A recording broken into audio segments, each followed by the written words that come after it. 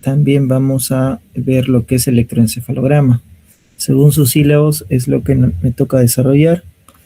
Vamos a empezar con estudios de neuroconducción nerviosa, tanto motora y sensitiva.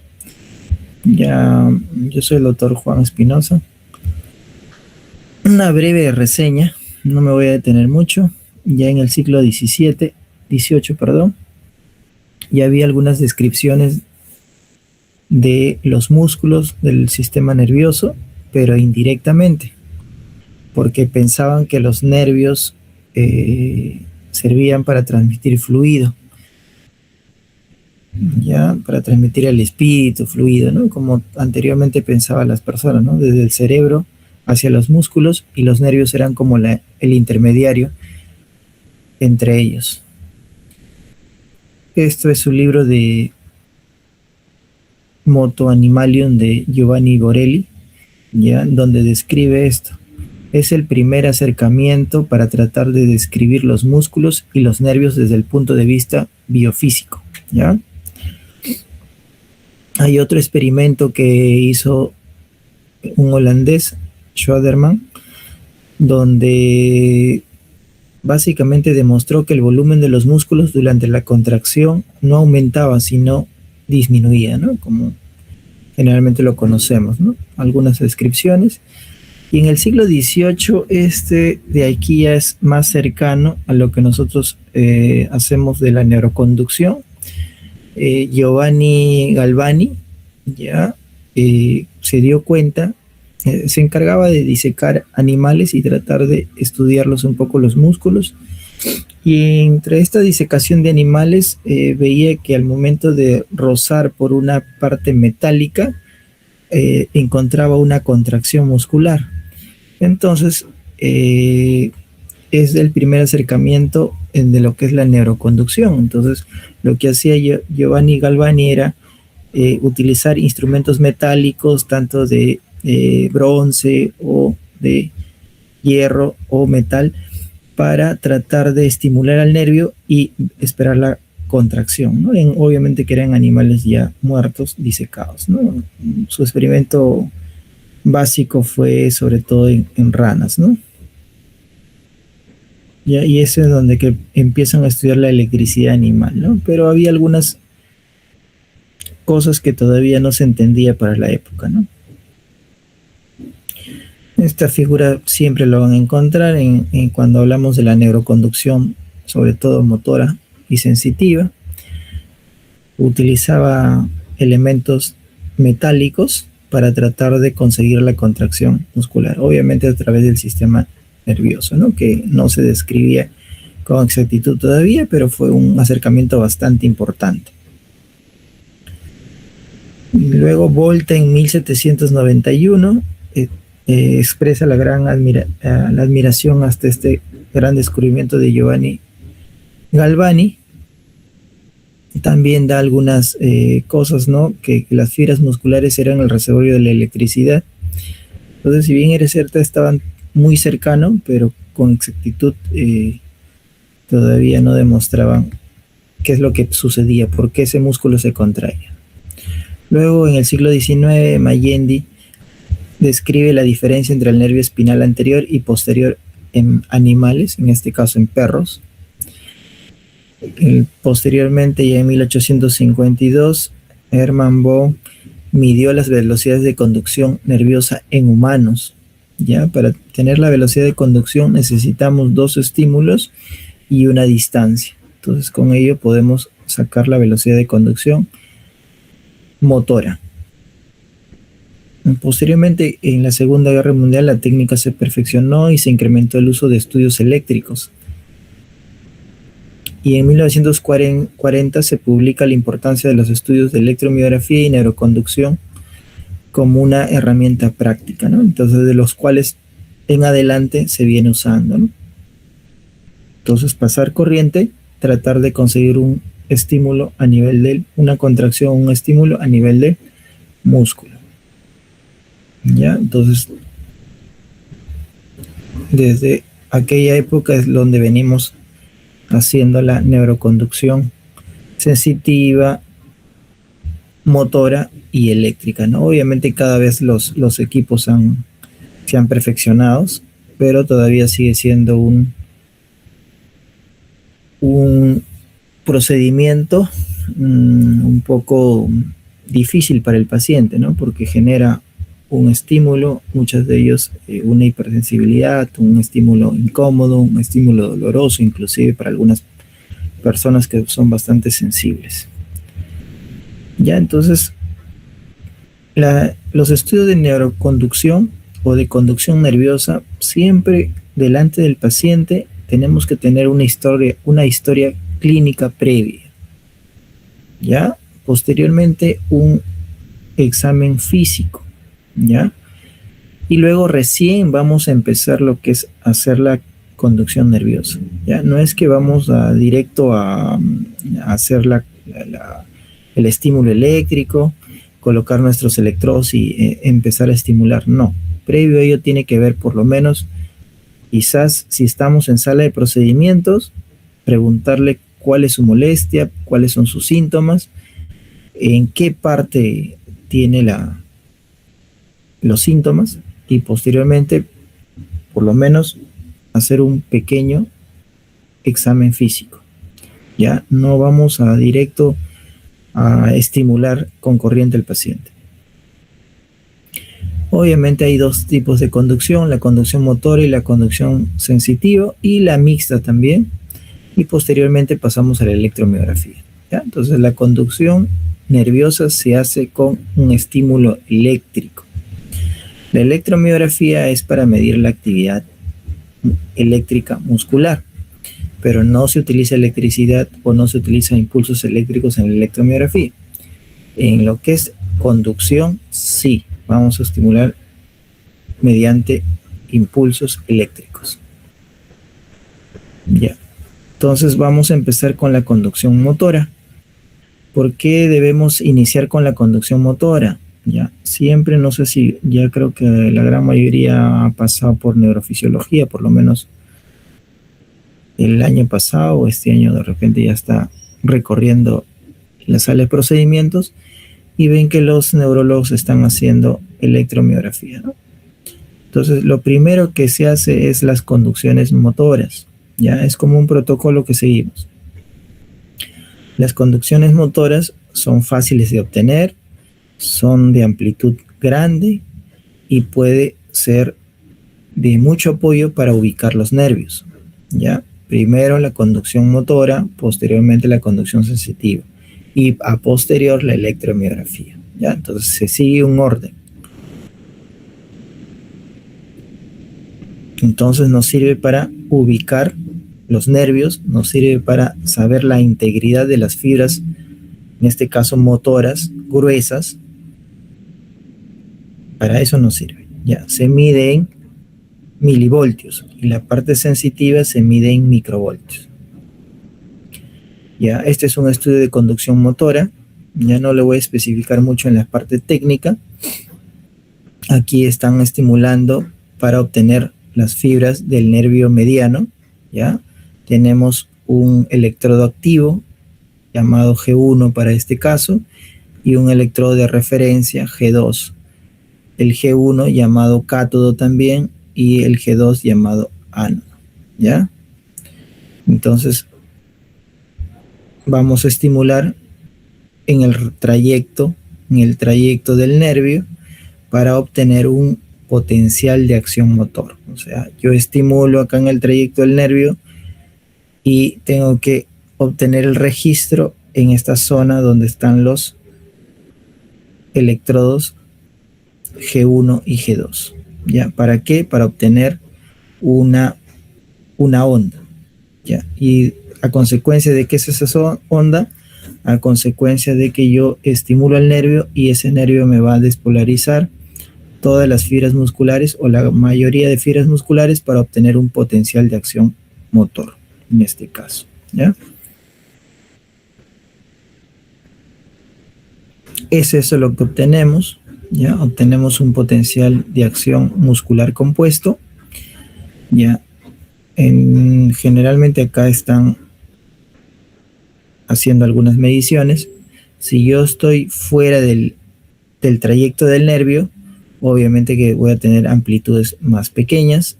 Si yo estoy cercano al nervio, o debajo del nervio, mejor dicho, perdón, encima del nervio, con el estímulo, lo más probable es que voy a tener un potencial de acción correcto, ¿ya? Entonces, eso es lo que me quiere decir esta lámina. Yo tengo que saber, obviamente, el recorrido del nervio, estimular en el recorrido del nervio y obtener una respuesta óptima. ¿Ya? Si yo me alejo del trayecto del nervio, obviamente que voy a tener una respuesta mucho menor o quizás cero respuesta. ¿Ya? Entonces hay que saber el recorrido por donde pasa el nervio para hacer electromiografía. Entonces es saber la anatomía de nuestro cuerpo. La amplitud del CMAP. CMAP, conocido con potencial de acción muscular compuesto, ya le comenté que esto es secundario a la despolarización de las fibras musculares dependientes del dicho territorio nervioso, y son las ondas que vamos a encontrar, ¿no? Otra vez está, por ejemplo, también hay que tener cuidado con el registro. Por ejemplo, A, B, C, D. ¿Qué me está demostrando nuestra figurita? Lo correcto de colocar el G1, o sea, que vimos acá el electrodo del ánodo, el cátodo, el ánodo, o donde vamos a registrar en el vientre del músculo. Ya, en el vientre del músculo. Este es un músculo conocido como abductor pollicis brevis en latín, ya, o abductor corto del pulgar en español.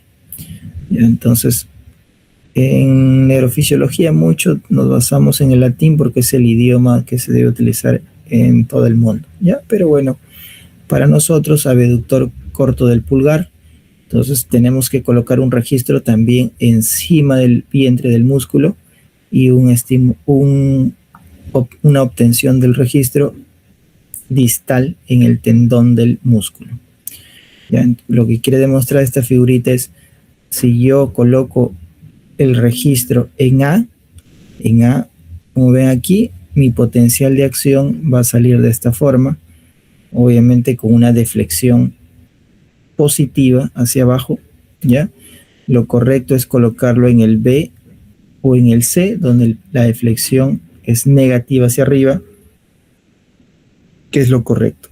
Me coloco en el D, forma una especie de una onda bifásica, y si coloco en el E, pues estoy muy alejado del vientre del músculo. Eso es lo que me quiere decir, ¿ya? Entonces la amplitud del CMAP también hay que colocarlo de acuerdo encima del vientre muscular. Listo. Estudio de conducción motora. Aquí no me voy a detener. Generalmente empezamos con 10, 20 miliamperios, ¿ya? Y vamos incrementando hasta encontrar un estímulo óptimo. Y sobre ese estímulo óptimo incrementamos un 20% para estar seguros que si estamos en la localización exacta del nervio, ¿ya? A esto me refiero. G1, colocarlo en el vientre muscular. Si yo lo coloco en una ubicación porque me da la gana o porque de repente desconozco, pues no voy a tener este estímulo y voy a dar un informe falso, en este caso al paciente, tratando de que no está el nervio o el nervio está afectado, cuando el problema es el error técnico, ¿ya? Entonces acá estamos estimulando el nervio mediano y estamos despolarizando todas estas fibras musculares, que es el abductor corto del pulgar. Este estudio acá, solo para este estudio, muchas veces se hace para lo que es el túnel del carpo, ¿no? Que de repente por ahí habrán escuchado. Listo, pasamos a la siguiente. Esto es lo que yo debo obtener. Debo obtener una latencia, debo obtener una amplitud, debo obtener una duración, ¿ya? Y para la velocidad sí necesito dos estímulos. Para la parte motora necesito dos estímulos, un estímulo proximal y un estímulo distal, que lo vamos a ver después. Para la parte sensitiva no necesito dos, simplemente necesito uno solo, introduciendo una distancia entre el estímulo y el registro. Ya, el CMAP, generalmente todo lo que en neurofisiología va hacia arriba la onda es negativa. todo en neurofisiología, la onda va hacia abajo, es positiva, ¿ya? Deflexión positiva, deflexión negativa. ¿Listo? Entonces, esto es lo que yo quiero obtener cuando estimulo o hago mi velocidad de conducción motora, ¿ya? La latencia es el tiempo desde el estímulo hasta la deflexión inicial, ¿ya? Entonces, ya tengo mi registro, lanzo el estímulo eléctrico hasta que yo obtenga mi deflexión positiva. Este es el tiempo de la latencia, que como es expresado, por ejemplo, si yo me quiero ir a Huacho, tengo que llegar en 3 horas, que es, vamos a decir, el estándar, ¿ya? Pero ¿qué pasa si hay mucho tráfico en la Panamericana? De repente llegaré en 5, 6, 7 horas, o de repente no llego nunca, y si hay un desastre natural, pues este camino está cortado y nunca voy a llegar. Eso es más o menos para entendernos un poquito la latencia. Desde que yo lanzo el estímulo eléctrico hasta el inicio de mi amplitud de despolarización, esa es la latencia. ¿En qué patologías está incrementada la latencia? En neuropatías por compresión o también Guillain-Barré de tipo desmielinizante. Entonces, latencia, acuérdense, la latencia va a estar prolongado en problemas de desmielinización, ¿ya? De aquí todo lo que hemos hablado, no se olviden, latencia igual desmielinización. Obviamente latencia prolongada. Seguimos avanzando. La amplitud. La amplitud es la suma de la despolarización de las fibras musculares. Es esta aquí, esta onda negativa, ya, deflexión negativa. Todas las fibras que se encargan de dar esta deflexión es la amplitud del potencial motor, ¿ya? Entonces, cuando se pierde estas fibras musculares, no se despolarizan, sea por una neuropatía, digamos, diabética, por carencial, deficiencia de vitaminas o algo, disminuye. Eso me dice que hay una pérdida de axones. Pérdida de axones igual neuropatía axonal, ¿ya? Entonces, latencia, problemas desmielizantes, pérdida de axones, pérdida de la amplitud, problemas de axonales o neuropatías axonales, ¿ya? No se vayan a olvidar, ¿eh? Área. El área es todo esto de aquí que les gusta mucho, toda esta área bajo la curva, ¿ya? Que también es parecido, no es igual, parecido a lo que es en este caso, la amplitud, y muchas veces nos puede dar tanto un problema desmielizante cuando se prolonga esta curva, lo vemos muy ancha, ¿ya? Entonces vamos a incrementar el área, o cuando también hay pérdidas, en este caso axonales, ¿ya? Muchas veces el área me va a implicar un problema de bloqueo, más para desmielizante que para axonal, ¿ya? Es una ayuda de todas maneras. Listo, la duración también, la duración, si yo veo una duración incrementada, llamada más del 15%, eso yo llamo bloqueo de conducción o dispersión de la onda, ¿ya? Dispersión de la onda o bloqueo de conducción, ¿ya? En duración básicamente toman el nombre de dispersión de la onda o dispersión temporal. Ahorita vamos a ver ejemplos. Eso básicamente me hace recordar, o al toque me tiene que ir a pensar en problema desmielinizante, ¿ya? Entonces, vayan grabando esos términos, ¿eh? Velocidad de conducción disminuida, también problemas desmielinizantes, ¿ya? Entonces, para la velocidad de conducción, para la parte motora, necesito 2 estímulos. Un estímulo distal y un estímulo proximal, ¿ya? Y luego tengo que ingresar una medida, ¿no? Velocidad es igual a distancia sobre tiempo, ¿ya? La máquina lo único que te pide es la distancia, ¿ya? Entonces, velocidad disminuida, ¿ya? Igual problema desmielinizante. En las partes axonales, o en las neuropatías axonales también puede haber una velocidad disminuida, pero no superar los criterios de desmielinización, ¿ya? Luego al final creo que hay una lámina de cómo es eso, ¿ya? Latencia motora distal, tiempo de conducción nerviosa entre el sitio distal y la unión muscular. Bueno, eso ya es para residentes, esto no lo voy a preguntar, ¿ya? Está cómo sacar la velocidad de conducción, ¿ya? Listo. A esto me refiero un poquito. Ya, por ejemplo, acá vamos a estudiar el nervio mediano. Ya, tenemos los registros en el vientre del músculo del abductor corto. Ya, aquí vamos a estimular con nuestro ánodo cátodo, o sea, con nuestro estímulo eléctrico, vamos a estimular, vamos a obtener un potencial de acción muscular compuesto. Esto sería nuestro estímulo distal. Luego nos vamos a nivel del codo y vamos a obtener nuestro estímulo proximal, ¿ya?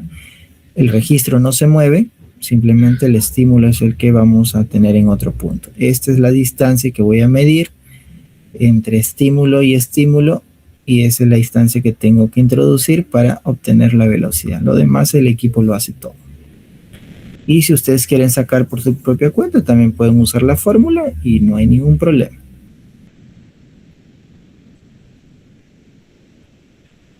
Ya, estudios, luego pasamos a los estudios de conducción nerviosa sensitiva. Aquí la diferencia de la parte motora es que en lo que respecta a la velocidad de conducción, no necesito tener dos estímulos.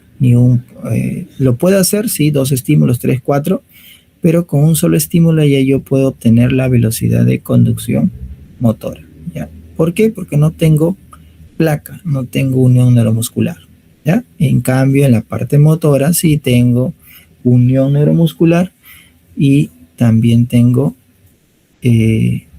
placa, ¿ya? Entonces, esa es una de las diferencias. ¿Qué más? Aquí ya no es, la medida ya no es con milivoltios como la parte motora, sino es con microvoltios.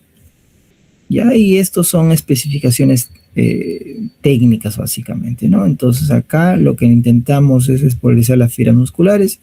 Acá no, acá es a nivel cutáneo lo que intentamos de tratar de estimular las fibras sensitivas que son más pequeñas que las fibras motoras. Aquí ya no va a haber un movimiento, básicamente es un estímulo eléctrico, la cantidad o la intensidad de corriente es mucho menor que la conducción motora, ¿ya? Entonces en la conducción motora muchas veces hay movimiento, generalmente tiene que haber movimiento porque hay una contracción.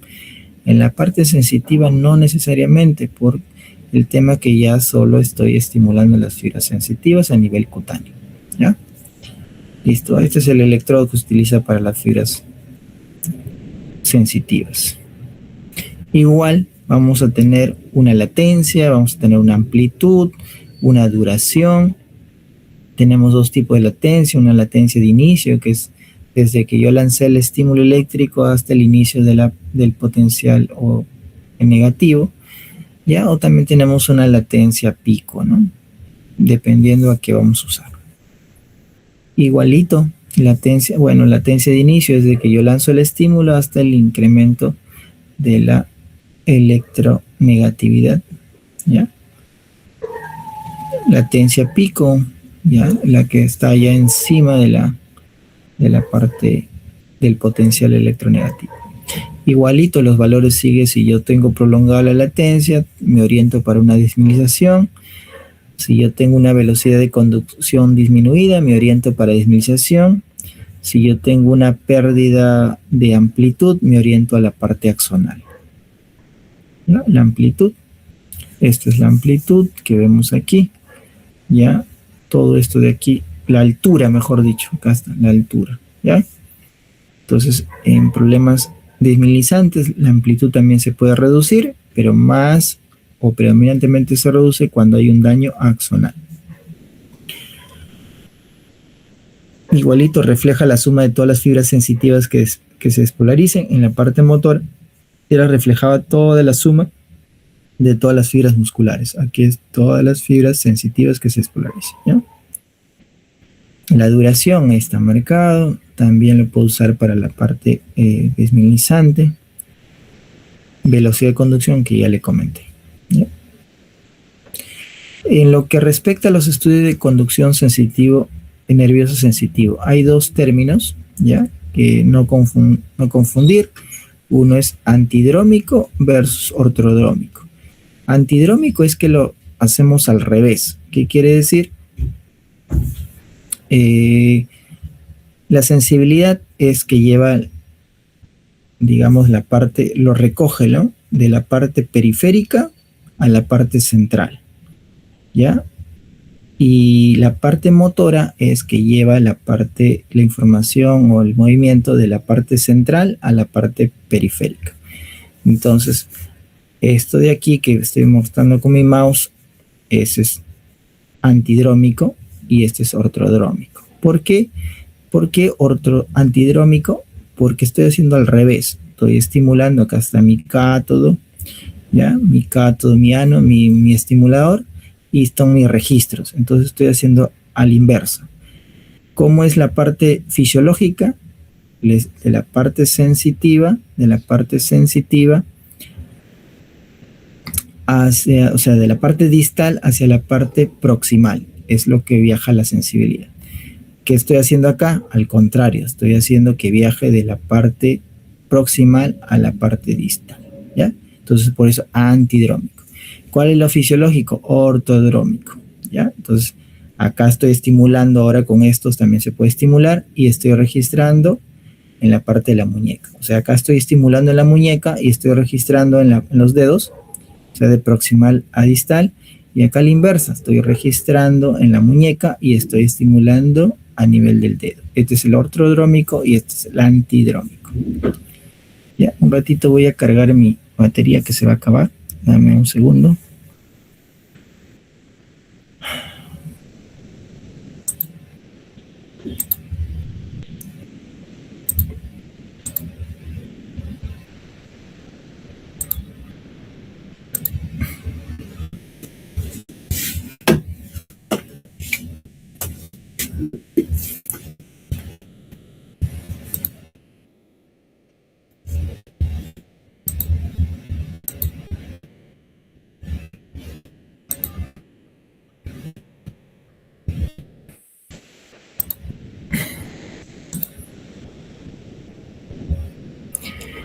¿Alguna pregunta hasta ahí? Porque ahorita ya vamos a pasar a la electromiografía.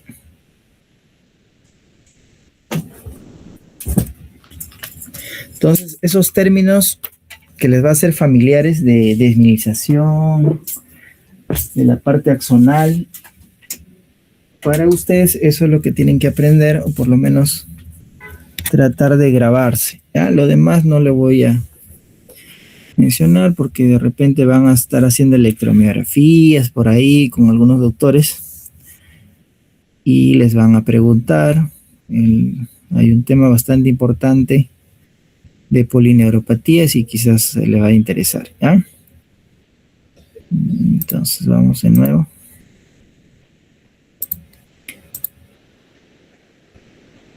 Ya. Nos quedamos acá.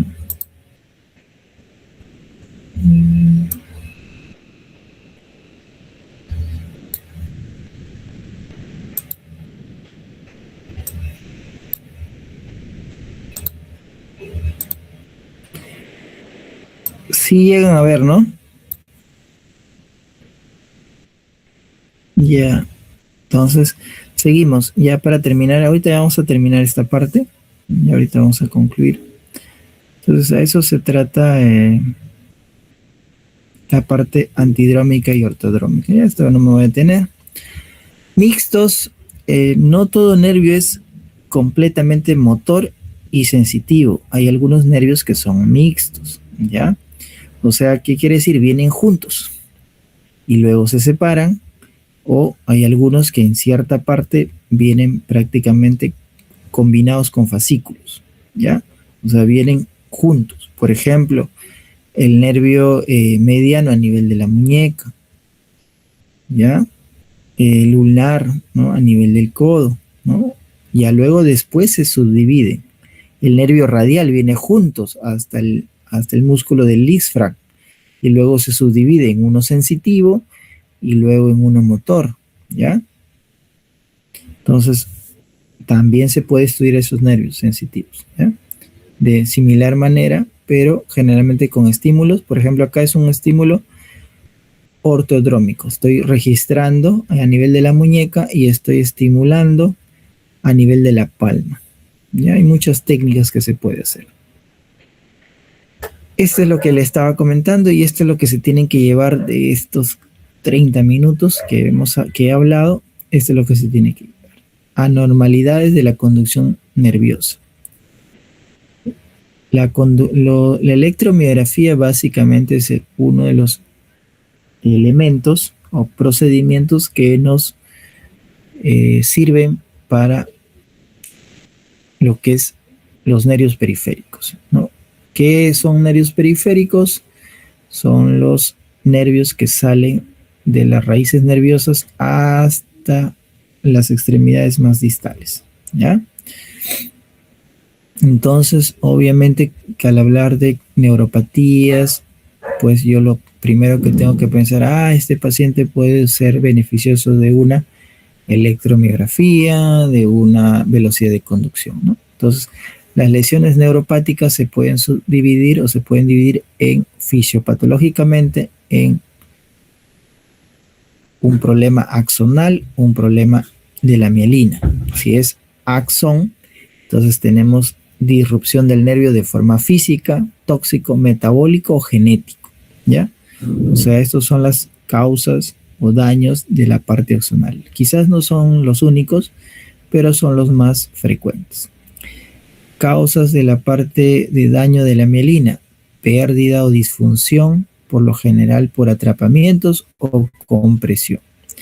Tenemos la genética, conocidos dentro de ellos una enfermedad llamada Charcot-Marie-Tooth. Tenemos tóxicos también, tenemos algunas infecciones, difteria, tenemos causas inmunológicas, sobre todo el síndrome de Guillain-Barré, ¿ya? También el Guillain-Barré tiene varias presentaciones, no necesariamente van a ser desminimizantes. Entonces, se puede subdividir de acuerdo a lesiones en el axón o en la mielina. Si es mielina, desminimizantes; si es axón, axonales. ¿Ya? Eso es lo más importante para ustedes.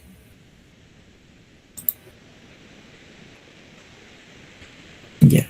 Entonces, si son problemas axonal, lo primero que cuando yo hago mi electromiografía voy a tener disminución o pérdida en la amplitud y en el área. Si yo tengo problemas desmielizantes o mi afección es desmielizantes en la mielina, voy a tener comprometido mi velocidad, que va a disminuir, mi latencia, que se va a prolongar, voy a tener dispersión temporal. La dispersión temporal, le comenté que es un problema en un agrandamiento o un incremento en la duración, ¿ya? O voy a tener un bloqueo de la conducción. El bloqueo de la conducción, necesito dos estímulos. Por ejemplo, en la muñeca tengo un estímulo con una amplitud de 10 y en el codo tengo una amplitud de 3, 4, 5. Si la diferencia es más del 50%, ¿ya? A eso se llama bloqueo de la conducción, que creo que hay una lámina después, ¿ya? Lo que le quiere decir el bloqueo de la conducción se ve en problemas desmielizantes y es un comparativo de un estímulo proximal con un estímulo distal, ¿ya? ¿Qué quiere decir? Que la conducción, el camino está bloqueado en esa parte. Ahora, la desmielización generalmente a veces es en parches, no es uniforme, no es continuo, ¿ya? Es en parches, por eso es que a veces puede haber bloqueo de la conducción. Lo mismo, reducción de la amplitud en el potencial de acción muscular compuesto, también potencial de acción sensitivo nervioso o en los mixtos, ¿ya? Patrón clásico, reducción de la amplitud con latencias y velocidades normales. Ese es lo clásico, pero hay algunas excepciones también, ¿ya? De pérdida axonal. Prolongación de la latencia y disminución de la velocidad puede ocurrir si se pierden los axones más rápidos y largos, ¿ya? Entonces, para ustedes esto es lo que podrían grabarse de todos los 30 minutos que hemos hablado, ¿ya?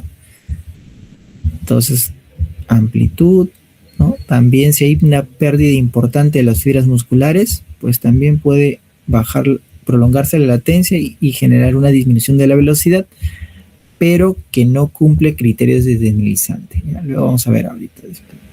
Listo, pasamos. Bueno, lo mismo, ¿ya? A esto se refiere daño de casi todos los axones con excepción de algunas fibras lentas.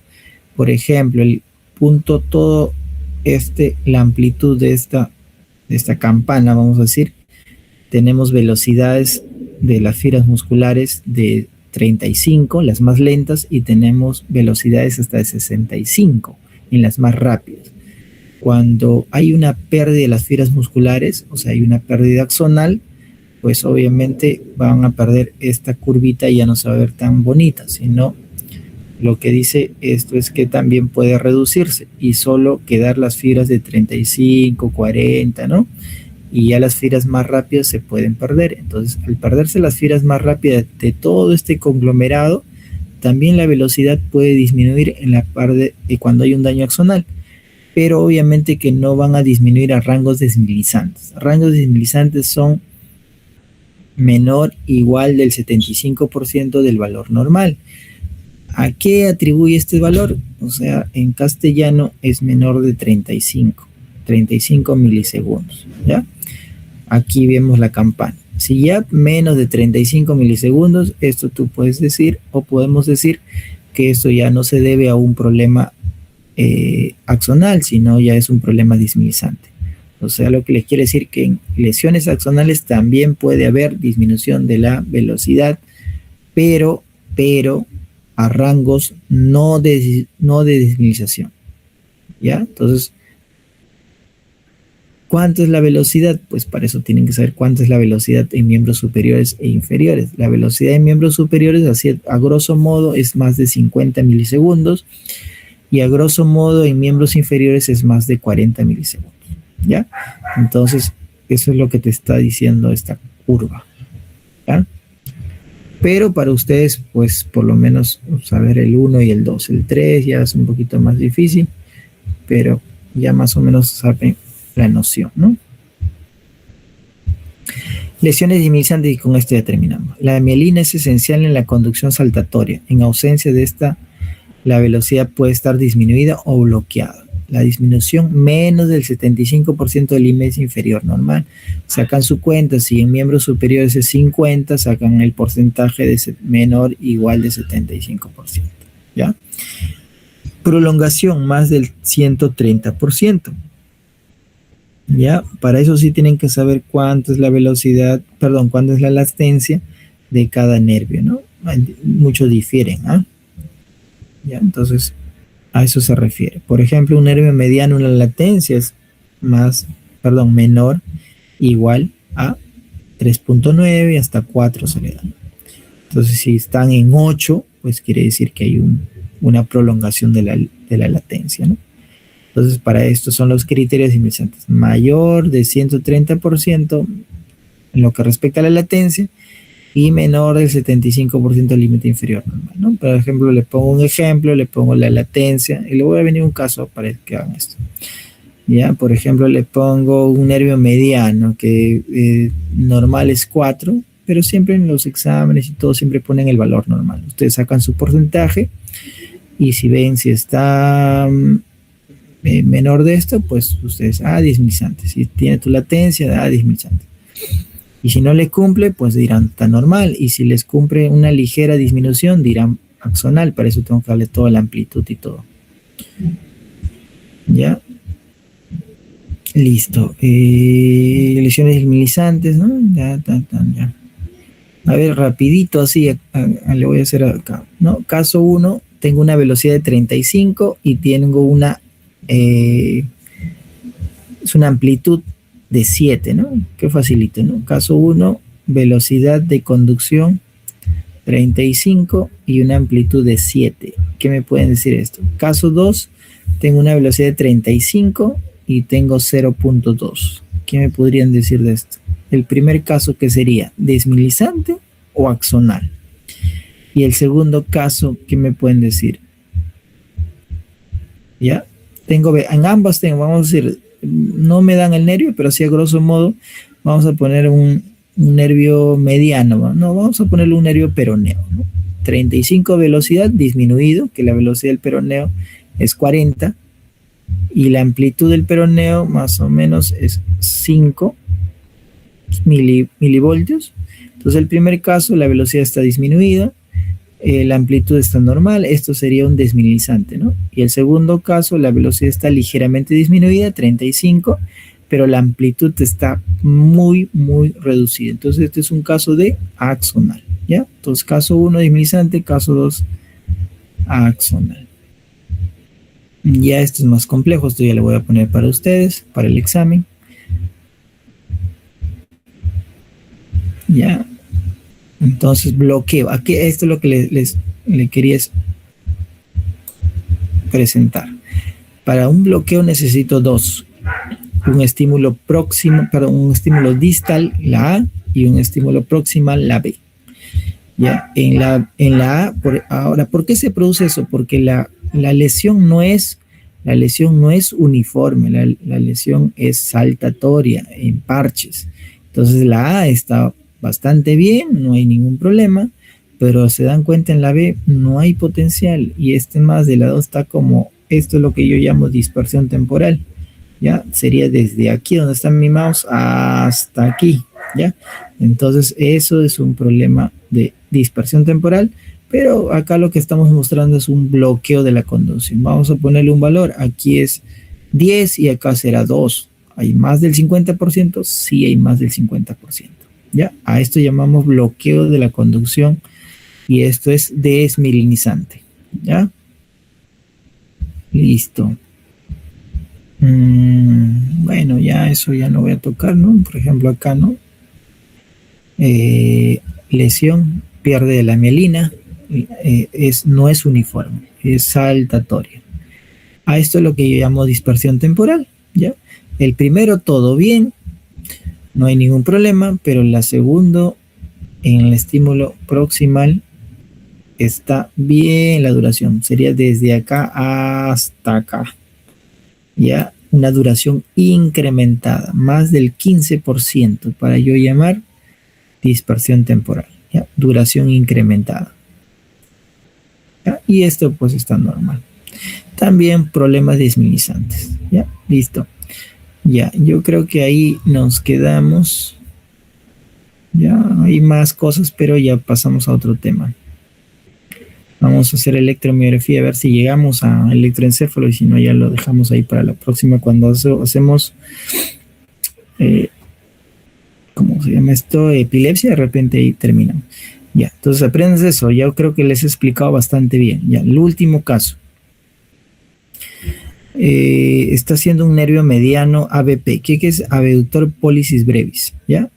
Te dice, ¿qué cosa es dispersión temporal o bloqueo de la conducción? Ya, por ejemplo, tengo una latencia en 9, ya, estamos acá en la primera figura, tengo una latencia en 9, tengo una amplitud de 2.2, tengo una duración de 9.85 y un área de 100%, ¿ya? Entonces, para empezar, el nervio mediano tiene una latencia normal menos de 4, está en 9, está prolongado.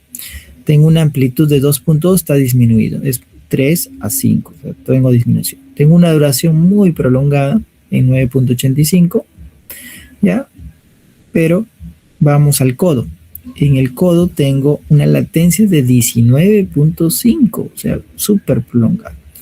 Tengo una amplitud reducida y tengo una duración muy grande, ¿ya? Entonces acá ya lo están marcando, ¿no? Amplitud reducida en ambos lados, duración incrementada en ambos lados. Entonces vamos a ver si cumple la definición. Dispersión temporal, ¿dónde estaría la dispersión temporal? Estaría la dispersión temporal acá, en el codo. Desde acá de este 1 hasta este 5 está incrementado la duración. Sacan su cuenta, más del 15%, Yo creo que sí supera más del 15%. Si comparan 9.85 y 19.25, obviamente que sí supera el 15%. Ahora, en lo que respecta a bloqueo de conducción, ¿tiene o no tiene? Dijimos que es más del 60, más del 50%. 2.2 prácticamente cae ahí, ¿no? Cae 50, ¿no? Exacto. 1.2, 2.2. Este está normal, bueno, digamos, con amplitud baja, pero cumple la definición, ¿no? 50%. O sea, hay bloqueo de la conducción y dispersión de la temporal. ¿Ya? Más que es más notorio es la dispersión temporal. No se asusten porque yo le voy a dar valores. Entonces, los valores normales de cada nervio. Lo único que ustedes tienen que sacar es la calculadora, obviamente la calculadora no, con matemática y ya está. Listo, esos son factores técnicos y todo eso que no va a tocarlo. Y pasamos a los otros. Ahora vamos con electromiografía, ¿ya?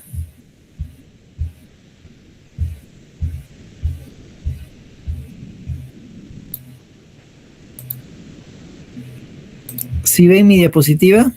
Sí, ¿no? Sí se ve, ¿no? Ya, listo. Ya, de repente, Abigail, la vamos a terminar con esta. Ya, a ver, vamos a ver cómo avanzamos, ¿ya? Porque este es más difícil todavía. Pero bueno, en su sílabus dice, pues eso, ¿no? Vamos a hacerlo. Y es bien interesante, ¿no? Por eso cuando lleven, cuando vean un Guillain-Barré, de repente sirve mucho, ¿no? Hablamos nosotros de desmilizante, varias categorías, ¿no? Axonal, paciente diabético van a ver a montones. Vamos ahora con la electromiografía. Igual, siempre tiene que ser consecutivo una exploración clínica, ¿ya? No se metan a meter la aguja antes de por lo menos preguntar al paciente cuál es su síntoma, porque no olvidemos que ahora sí ya es, la electromiografía es con una aguja, ¿ya? Una aguja monopolar o bipolar en algunos casos, donde yo introduzco, ya es invasivo aquí. Es una aguja especial. Entonces, va seguido previo a una historia clínica, por lo menos si estás en procedimiento o estamos en procedimiento, una historia clínica concisa, no tan detallada quizás. Luego una exploración, ya hiciste la conducción nerviosa y ahora sigue la electromiografía. La electromiografía sirve para localizar el sitio afectado, ¿ya? También podemos decirlo con la información del patrón de afección, la gravedad de la lesión, la distribución y la progresión, ¿ya? Entonces la electromiografía en sí me aborda y me da datos de estos patrones: el patrón de afección, la gravedad, la distribución y la progresión.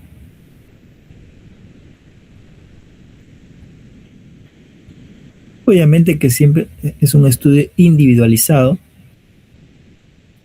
ya lo cansé de decir, siempre el que nos manda una electromiografía tiene que tener una presunción diagnóstica, porque si no, no le puedo clavar aguja en todo lado, ¿ya? Y para eso también tengo que preguntarle la historia clínica, una breve exploración localizada por lo menos, ¿ya? Pero ¿qué es lo que quiere su médico?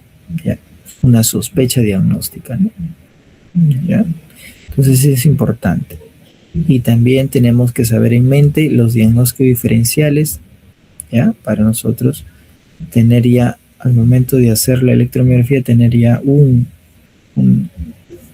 patrón, ¿ya? Por ejemplo, bueno, acá, ¿no? Un síndrome del túnel del carpo, ¿ya? Igualito el músculo abductor pollicis brevis, ¿ya? Nervio mediano, ya tenemos que saber neuroanatomía, ¿ya? Cuando yo introduzco mi aguja a este músculo abductor pollicis brevis, el mismo que hicimos neuroconducción, yo tengo que saber quién lo inerva, que es el nervio mediano. Tengo que saber a nivel de qué, de dónde deriva, ¿ya? Si es división, viene del tronco inferior, división anterior, fascículo medial y nervio mediano. Ya y me estoy imaginando, ya este es C8T1. ¿Qué raíces son? C8T1. Si quiero ir al plexo, es del tronco inferior sobre todo. ¿Qué división tiene? División anterior, fascículo medial y se forma el nervio mediano. ¿Ya? Todo eso tengo que saber porque si yo encuentro normalidades, de repente no es un atrapamiento a nivel del túnel del carpo, de repente es una radiculopatía. Entonces yo tengo que saber todo esto, la anatomía, de dónde viene este nervio. Perdón, este músculo es derivado de qué raíces nerviosas y de quién lo inerva, ¿ya? Entonces eso es lo que primero, no puedo meter mi aguja sin yo no saber ese músculo, quién lo inerva y de qué raíces está viendo y de qué plexo deriva, ¿ya? Diagnóstico diferencial, atrapamiento del nervio mediano en sitio, radiculopatía cervical, ¿no? Porque pueden ser varias cosas. ¿Ya? Entonces, aquí está, ya vamos a hacer un caso, pero ya al final de repente lo vemos, ¿no? Hay muchos equipos, ¿ya? Este es un equipo Viking, un equipo americano, ¿ya? Necesitamos una consola, necesitamos una laptop computadora, es un programa.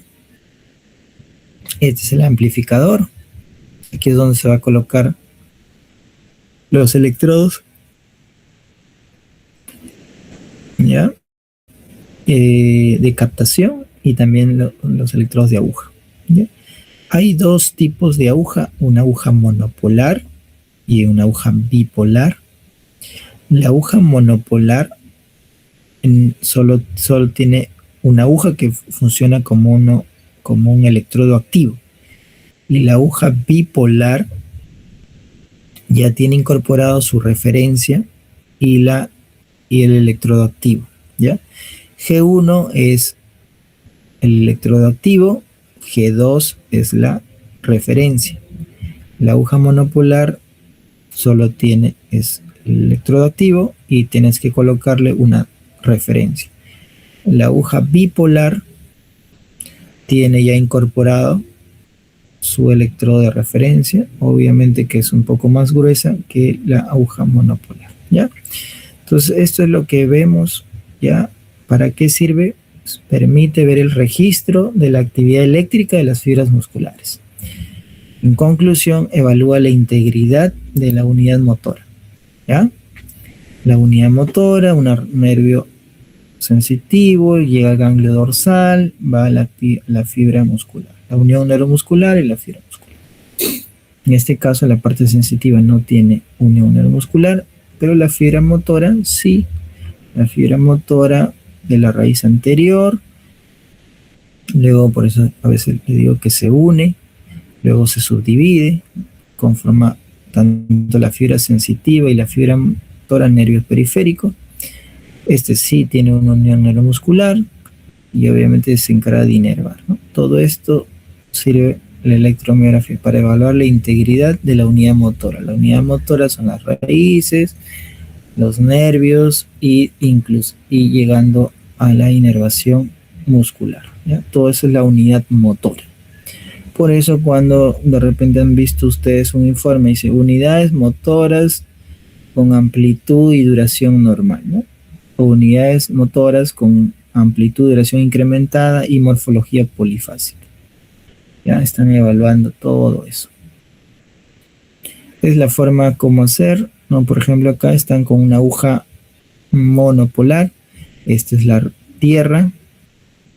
Ya, acá sobre todo se ve mejor. Esta es la referencia, la tierra. Ya, la tierra para que haya buena señal y la aguja que está ingresando o insertándose en el músculo, ¿ya? La diferencia entre una aguja monopolar y bipolar, ¿ya? O concéntrica llamada también. La aguja concéntrica o bipolar pues ya tiene incorporado lo que es el electrodo de referencia, ya son captadores más pequeños, ya menos fibras musculares, más específico, Y la aguja monopolar, que es la B, el campo es más amplio porque no tiene insertado su aguja, su electrodo de referencia. Nosotros tenemos que colocarle un electrodo de referencia. Entonces, aquí, ¿qué cosa va a variar? La amplitud, ¿no? Entonces, el área de estudio es más grande, pero menos específico. En cambio, aquí es más específico y el área de estudio es más pequeño de las fibras musculares, ¿ya?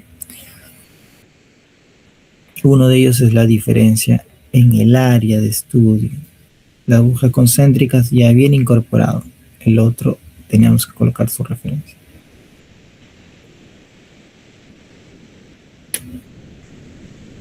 Tenemos dos patrones cómo vamos a estudiar la electromiografía: en reposo y activación voluntaria.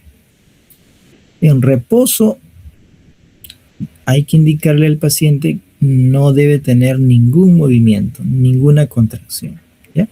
Porque ahí vamos a valorar la actividad de inserción y la actividad espontánea. ¿Qué es la actividad de inserción? Es de cuando yo introduzco mi aguja de forma rápida y veo digamos, una especie de una agresión en la fibra muscular y me traduce en un incremento de un potencial llamado actividad de inserción, que tiene una duración menor de 300 milisegundos. No voy a tocar ese tema, de repente hay una gráfica, les muestro, pero lo que sí tenemos que tener en cuenta es la actividad espontánea. La más importante, la actividad espontánea es si el músculo está en reposo, yo introduzco mi aguja, ya hice mi inserción, me salió mi potencial y luego tiene que haber un silencio eléctrico, ¿ya? Cuando el músculo está bien, tiene que haber un silencio eléctrico, ¿ya? Pero si yo introduzco mi aguja, ya hice mi inserción y hay unos potenciales de fibrilación, eso quiere decir que hay denervación activa o hay una actividad, obviamente por una agresión de una fibra muscular secundaria a una agresión de un nervio o una raíz nerviosa, ¿ya? Pues lo vamos a ver al cansancio. En la actividad voluntaria, lo que tenemos que hacer es dos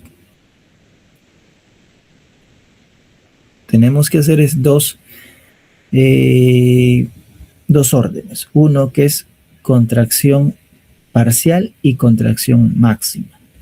La contracción parcial nos sirve para ver los potenciales de unidad motora y la contracción máxima para ver dos patrones, el patrón de interferencia sobre todo,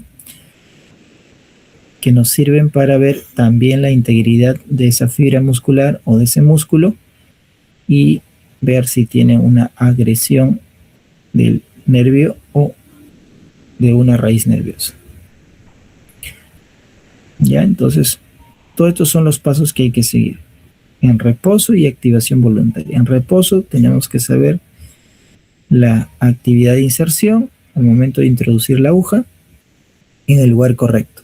Actividad espontánea, no tiene que haber ninguna cero contracción y tenemos que explorar en 4 cuadrantes. En la contracción voluntaria parcial, vamos a tener que decir al paciente que haga un movimiento con la aguja insertada, ¿ya? En la contracción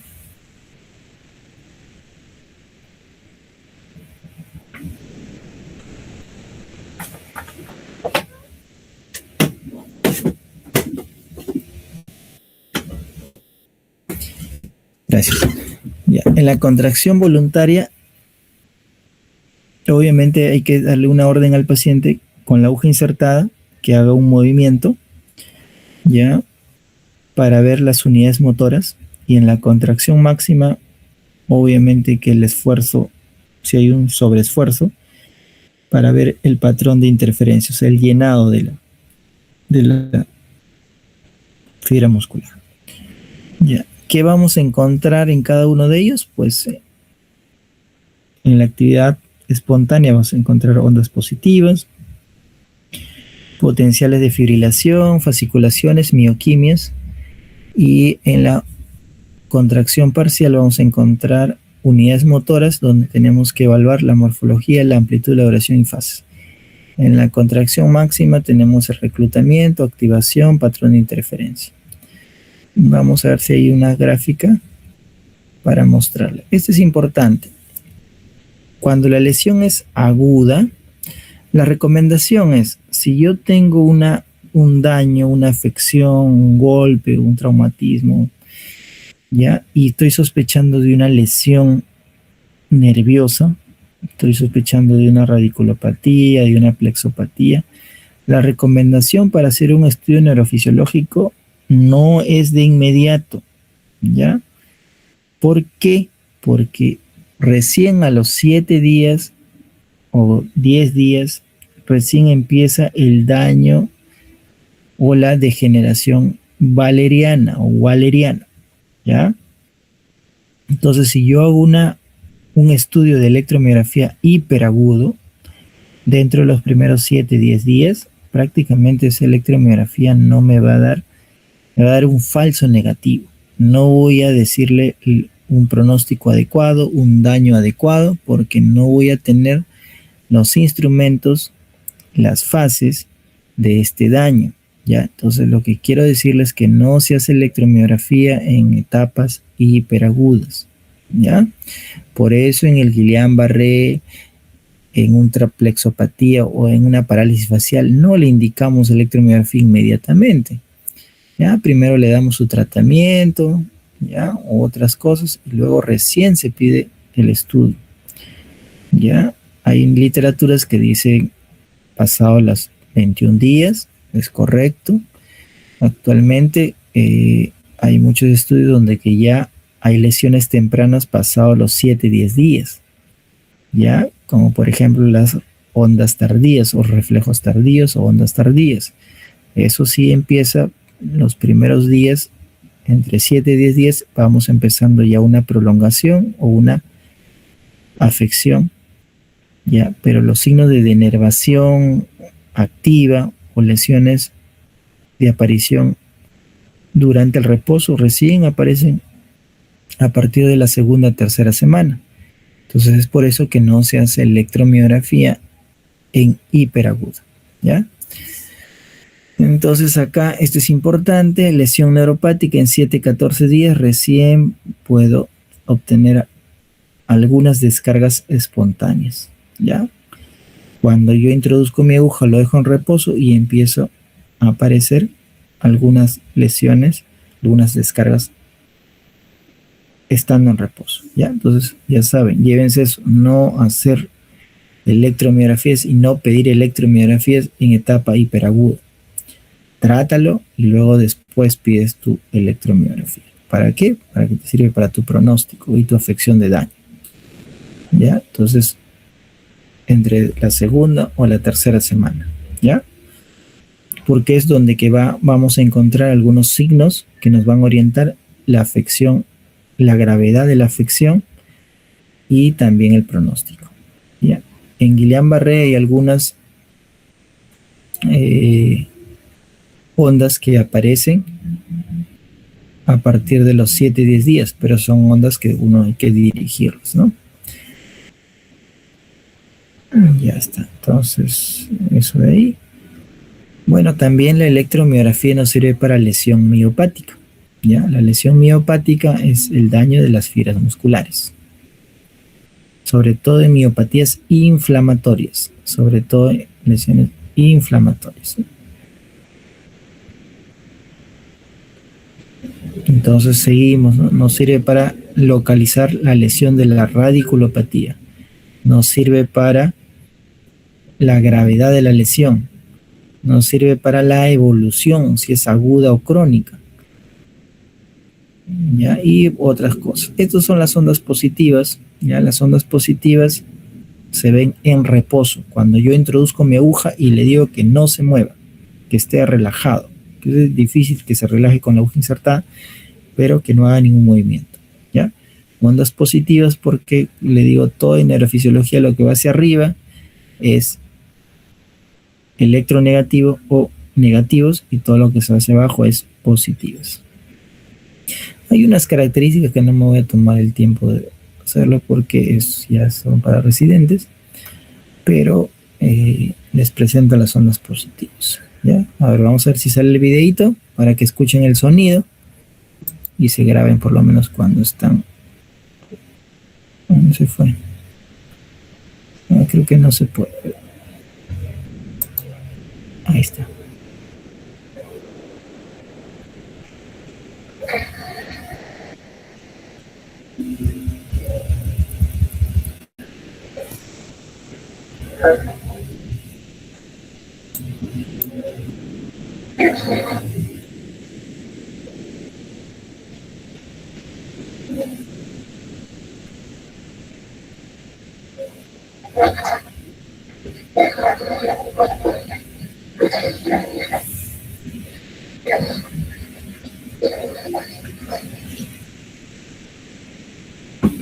Bueno, no se escuchó muy bien, pero la forma sí se llegó a ver, ¿no?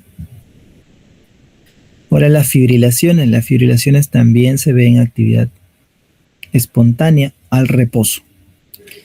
Ya, igual tenemos, ya son más pequeñitas, son digamos con menor duración y tienen la morfología de lluvia en el tejado, decimos nosotros. Así que de repente ustedes han ido a la sierra y está lloviendo así, suena así, lluvia en el tejado. Cuando lo van a escuchar de repente en electromiografía, nunca se van a olvidar eso. Suena como canchitas.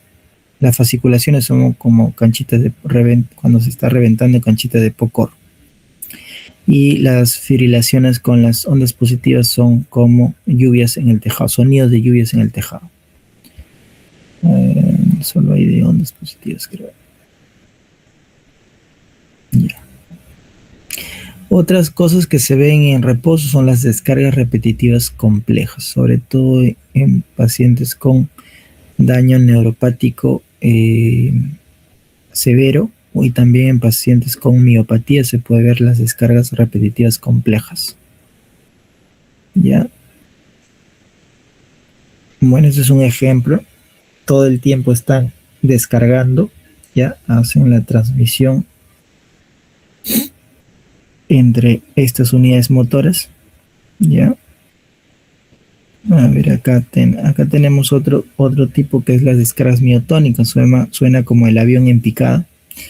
Son muy características de las descargas de las distrofias miotónicas. Vamos a ver si suena.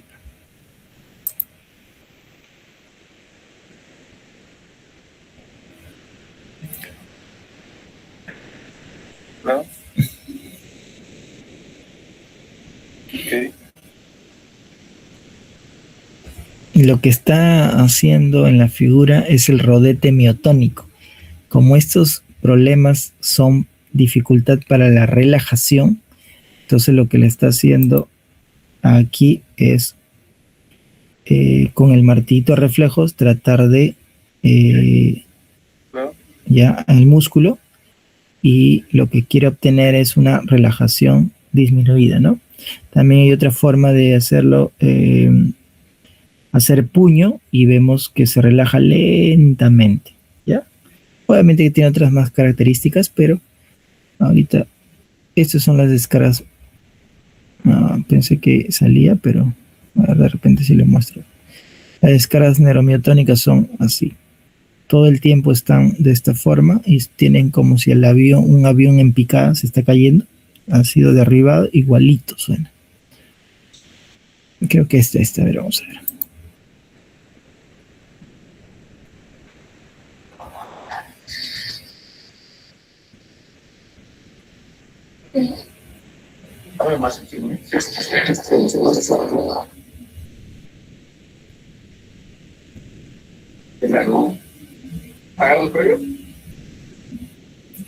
No se escucha bien el audio, pero ahí viene.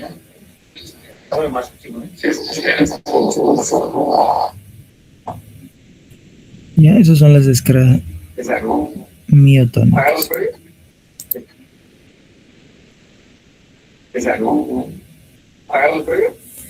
Ya está listo.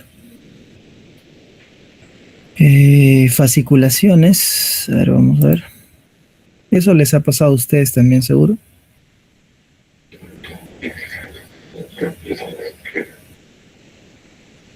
Eso de ahí.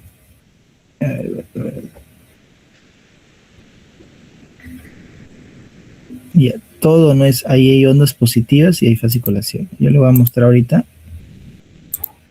Esto de aquí es fasciculación. Lo demás son ondas positivas. Por aquí hay otro.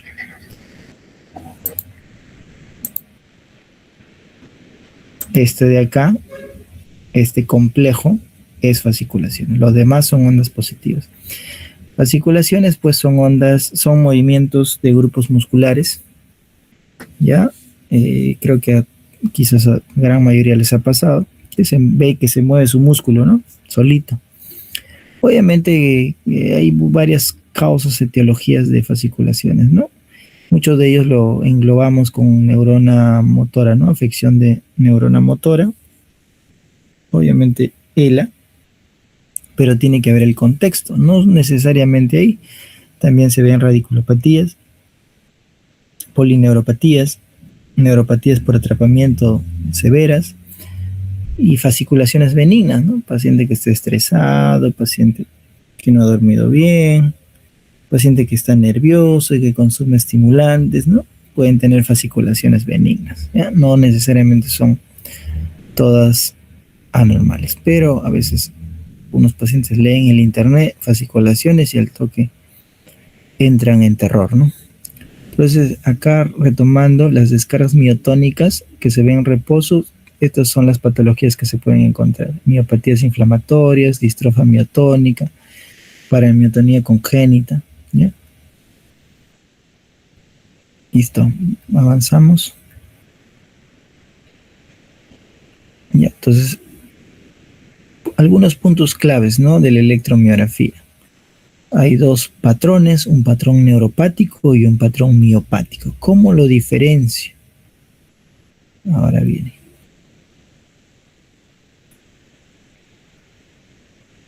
Bueno, el patrón neuropático es un patrón con características de daño, donde las unidades motoras van a ser grandes y cuando yo le hago que el paciente haga un esfuerzo, pues las unidades motoras no van a llenar el patrón, no van a llenar, no van a activar de forma correcta. En cambio, son un patrón miopático, a pesar que tiene debilidad, van a llenar toda la pantalla con actividades, con unidades motoras.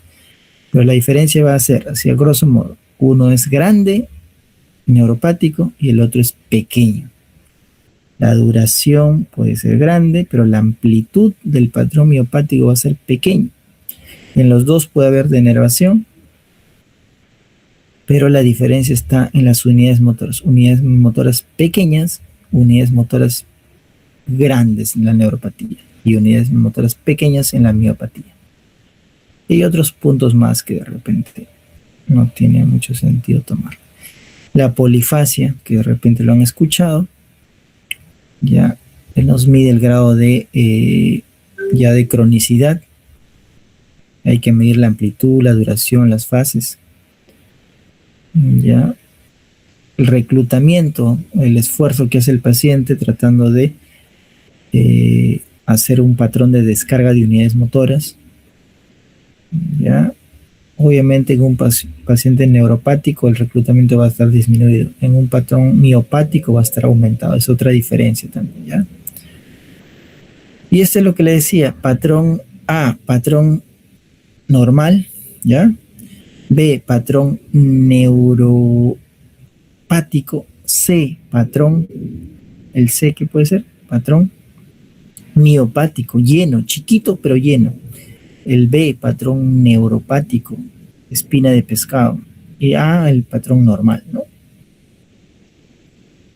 Y D, una lesión ya bastante severa, ¿no? Y lo más probable es que sea un patrón neuropático. Ya, a ver, el patrón de interferencia, vamos a ver aquí, a ver. Esfuerzo máximo para patrón de interferencia.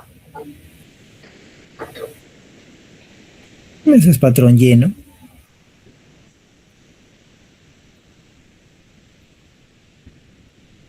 Espina de pescado, ¿ya? reclutamiento disminuido, ¿ya? Entonces, si algo se les va a preguntar, ¿qué encuentro en el patrón neuropático?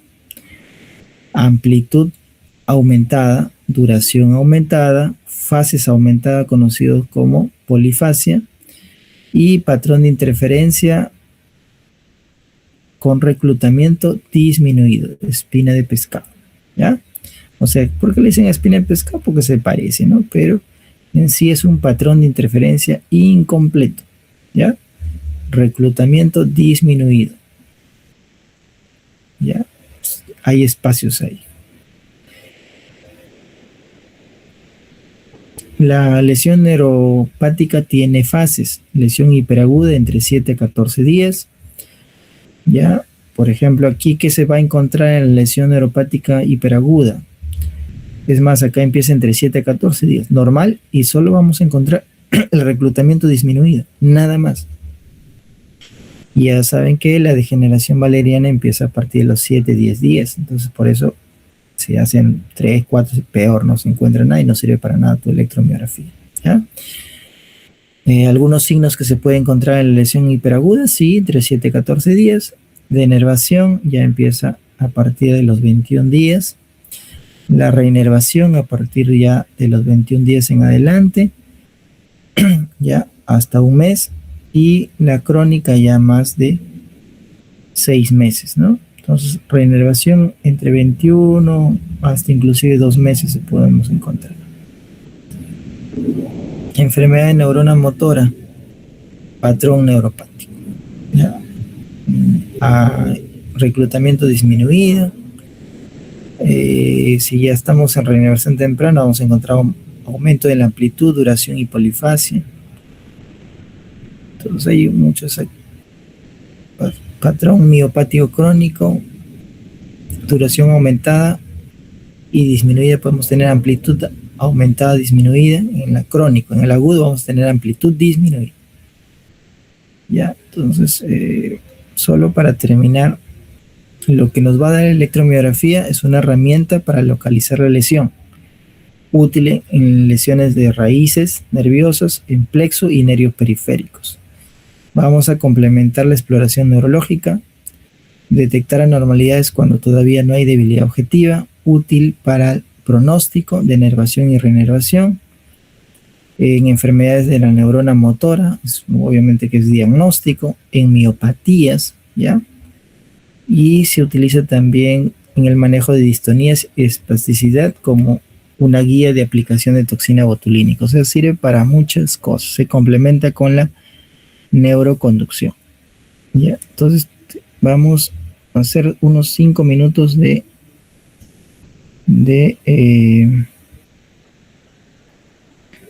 vamos a hacer unos 5 minutos de el electroencefalograma. Es rápido en sí, pero es amplio. Ya, el electroencefalograma es el gol estándar, o es la herramienta, el procedimiento estándar para ver la actividad epileptiforme o la actividad normal del cerebro, ya no necesariamente la actividad epileptiforme, la actividad normal del cerebro o la actividad epileptiforme. Por eso lo usamos en epilepsia. El sistema 1020, solo para que lo conozcan, es cómo se ponen los electrodos, ¿no? Ya han visto se marca con todo el lado izquierdo va a tener los números impares, todo el lado derecho va a tener los números pares. Son reglas de cómo colocar los electrodos en diferentes áreas del cerebro, ¿ya? Este es el que usamos nosotros, el sistema 1020, pero mira cómo se puede utilizar, hacer un 1020 amplificado, ¿ya? Obviamente que necesitamos más electrodos, ¿no? Son 21 hasta 23 electrodos en el sistema 1020, pero aquí es como que el doble de electrodos, inclusive el triple de electrodos, ¿ya? Para ello necesitamos un amplificador un poco más grande. Esta zona de aquí que estoy mostrando, el nasion, es un punto de referencia, el ilion es otro punto de referencia y los preauriculares. Con esto sacamos una regla midiendo del nasion al ilion una medida anteroposterior y una medida transversal de preauriculares a preauriculares. Con esto sacamos una relación del 10-20. O sea, 10-20 no es otra cosa que, por ejemplo, si mi cabeza de línea en alnáceo mide 32 o 36, el 10% sería 3.6 y el 20% 7.2, ¿no? Eso es lo que se refiere. O sea, voy a hacer medidas del 20% o el 10% en función de la colocación de estos electrodos. Es la diferentes tipos de montaje que puedo hacer. Montaje longitudinal, doble banana, un montaje transversal, ¿ya? Un montaje referencial. Puedo hacer diferentes tipos de montaje, ¿ya? Montaje y reglas de localización. Esto nos sirve para ver dónde hay mayor electronegatividad. Si yo encuentro una onda anormal llamada una actividad epileptiforme, ya yo puedo hacer cambiar mis montajes.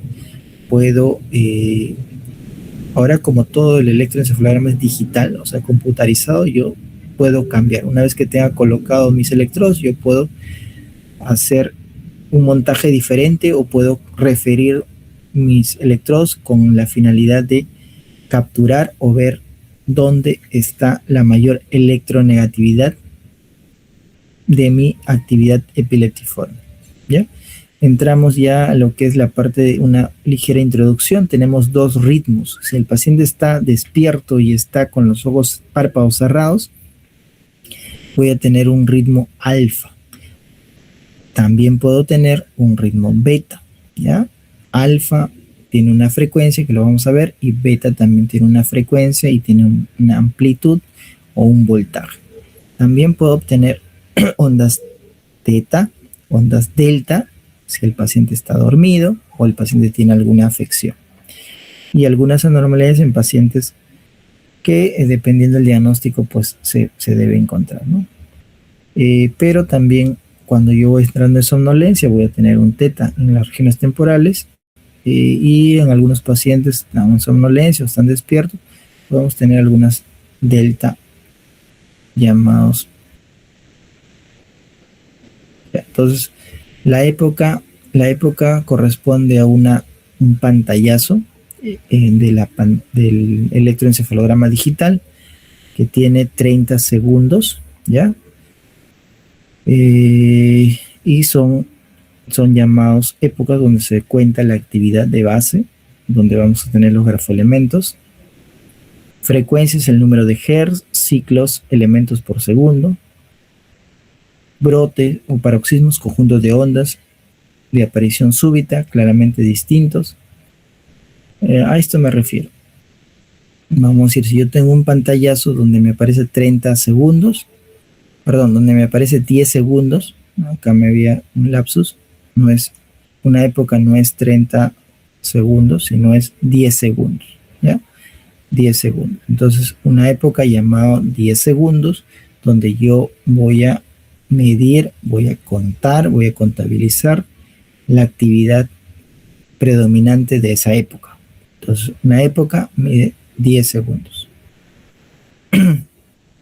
¿Ya? La actividad de fondo, ¿ya? Si hay un brote dentro de la actividad, y este es el número de hertz que se cuenta, ¿ya? Por ejemplo, acá en un segundo se cuenta. Los hertz o ciclos se tiene que contar en un segundo.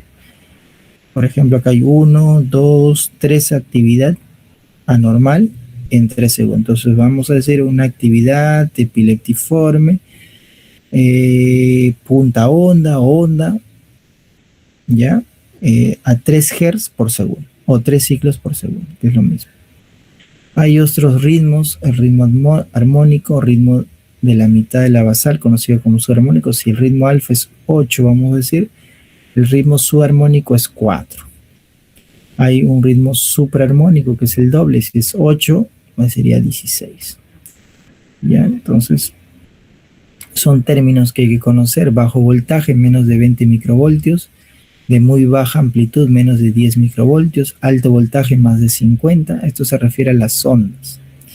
Simetría en lo que respecta al voltaje. Sincronía con respecto a la frecuencia. ¿Ya?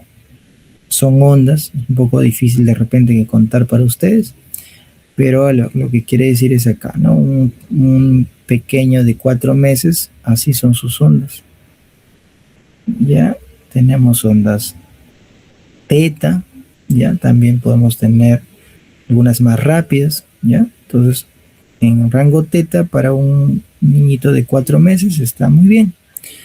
Esto tenemos a otro paciente de 24 años, ¿no? Así son las ondas. Ya, un paciente de 78 años prácticamente, así son las ondas, más rápidas, más que son rápidas, son de bajo voltaje. Si nos damos cuenta, uno de 4 meses tiene unas ondas grandes, ¿ya? Uno normal de 24 años, pues son ondas de mediana amplitud, y uno de 78 años prácticamente de muy bajo voltaje. Ya, así son más bonitos para contar. Estas son ondas llamadas monomórficas. Estas son ondas llamadas polimórficas, ya, una actividad rítmica y arrítmica. La frecuencia. La frecuencia alfa va entre 8 a 12 si contamos en un segundo. 1, 2, 3, 4, 5, 6, 7, 8, 9, 10, ¿no? El ritmo beta va mayor de 13 hasta 22, donde lo encontramos en las regiones sobre todo frontocentrales, donde encontramos el ritmo alfa sobre todo en las regiones centroposteriores. El ritmo teta ya de 4 a 7 y el ritmo delta menor de 4 Hz, ¿ya?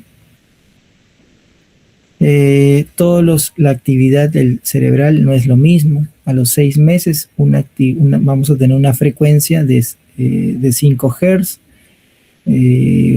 A los 2 años, muchas literaturas dicen ya a los 2 años puedo tener una frecuencia alfa de 8 Hz. Y un paciente de 60 años, igual así como empezaron, pues van teniendo menos frecuencia, ¿no? Entonces nosotros que más o menos estamos en el rango de 20 a 40, tenemos entre 8 a 12 Hz, ¿no? Que es nuestra frecuencia aproximadamente, ¿ya? Entonces un pequeñito va a tener una frecuencia menor, o sea, va a estar en teta. Nosotros vamos a estar en alfa, y un paciente ya adulto por encima de 80, 100 años, de repente para él es normal ya 7, o sea, en rango teta. ¿Ya? Entonces la frecuencia varía dependiendo de la edad, ¿ya? El ritmo alfa, ya saben, de 8 a 13 Hz, algunas características. Vamos a verlo acá mejor, más práctico. Este es el ritmo alfa. Siempre se cuenta en un segundo. Tenemos 1, 2, 3, 4, 5, 6, 7 segundos. Una época es 10 segundos, ¿ya? Entonces si contamos acá, se cuentan los canales posteriores, tenemos 1, 2, 3, 4, 5, 6, 7, 8, 9, 10. Estamos en alfa. Otra característica del ritmo alfa, que están en las regiones posteriores. Otra característica, que se bloquea cuando el paciente abre los ojos, ¿ya? Se bloquea y desaparece, ¿ya? Cierra los párpados, de nuevo aparece el ritmo alfa, ¿ya? Un ritmo alfa bastante bonito. Luego tenemos otro ritmo. Bueno, es otras características del ritmo, no voy a tocarlo. Ya, el ritmo alfa, para que puedan verlo en el papel o en el electroencefalograma. Luego vamos a pasar algunas variantes del ritmo alfa. ¿Ya? Por ejemplo, tenemos el ritmo alfa subarmónico y supraarmónico. ¿Ya? Consideraciones del ritmo alfa en algunos pacientes. Para yo considerarlo simetría interlado, tiene que ser menor del 50%. Esto sí de repente les va a servir como cultura general. En el electroencefalograma, las ondas de mayor voltaje o de mayor amplitud van a ser en el hemisferio no dominante, ¿ya? O sea, en el hemisferio derecho, ¿ya? O sea, las ondas lo voy a ver más grandes en el lado derecho. Eso es de forma fisiológica. Como aquí. Todo T5-1, todo impar es izquierdo, todo par es derecho. ¿Se dan cuenta? En el lado derecho más grande, en el lado izquierdo de menor amplitud. Ese es algo fisiológico. Este es un fenómeno de squeak que en lugar de que yo abra los ojos, más bien aparezco alfa. Es un fenómeno transitorio, ¿ya? Hay otros, el alfa paradójico también, ¿ya? Y así nos podemos hablar toda la noche de ritmo alfa. Ya. Abigail, ahí lo vamos a dejar, ¿ya? Quedan algunas láminas pendientes del ritmo beta, teta y delta. En la clase de epilepsia, ahí lo voy a mostrar un poquito para que se ubiquen, porque ya ahorita esto es bien, bien denso, ¿ya? Ya, me hace acordar para terminar con eso. Lo que estamos viendo ahorita son los ritmos: ritmo alfa, ritmo beta, faltaría beta, teta y delta, ¿ya? Y las maniobras de activación, que ya no falta mucho, pero bueno, de todas maneras, en epilepsia lo vamos a ver porque ahí otra vez lo vamos a tocar, el tema de las ondas, ¿ya? ¿Alguna pregunta de electromiografía, conducción y un poquito que hemos hablado de electroencefalograma? Ya, entonces lo que quiero que se lleven o que se graben es desmilinización. Cuando llamo desmilinización, cuando llamamos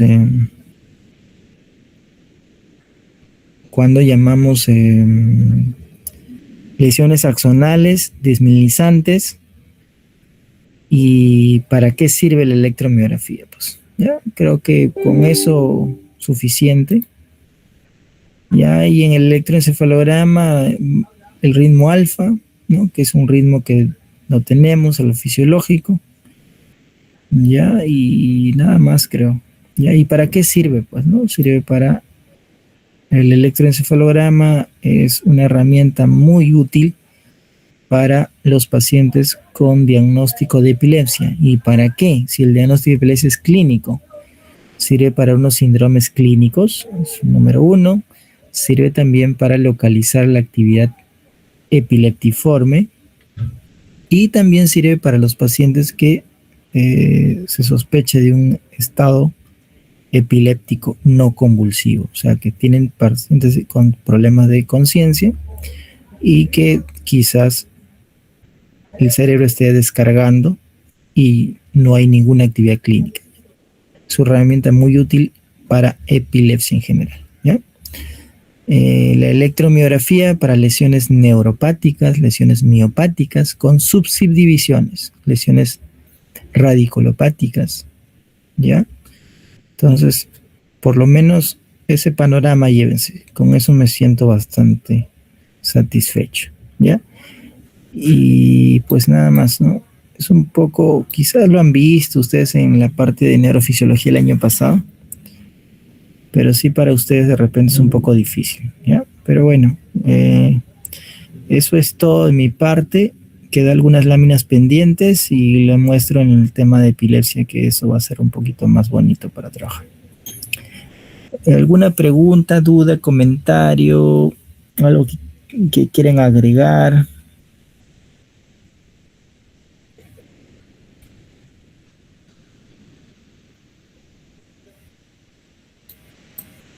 Bueno, nada.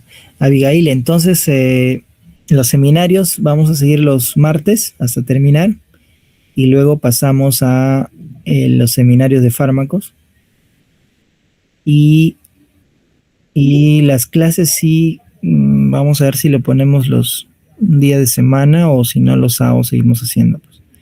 Eso sí, de repente voy a variar un poco, pero en los seminarios sí que se queden así tal cual, ¿ya? Ya, pues de repente algún resumen, algo al final les envío para su examen, que me interesa básicamente ahí donde me he detenido, básicamente en esos puntos nada más. De ahí otra cosa no creo que pregunte. ¿Ya? Me haces acordar de todas maneras. Listo. Cuídense, ya nos vemos el martes.